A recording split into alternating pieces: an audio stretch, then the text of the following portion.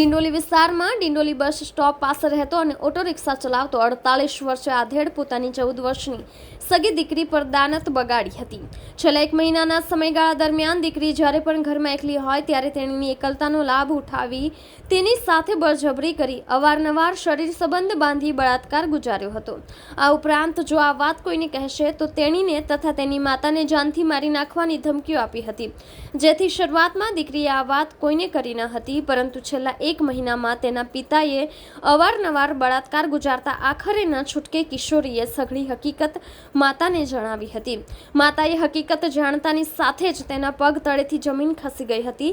જો કે માતાએ દીકરી સાથે ડિંડોલી પોલીસ મથકે પહોંચી પોલીસને સઘળી હકીકત જણાવી હતી, જેથી પોલીસે પરિણીતાની ફરિયાદ લઈ તેના પતિ સામે બળાત્કારનો ગુનો દાખલ કરી કાયદેસરની કાર્યવાહી હાથ ધરી છે।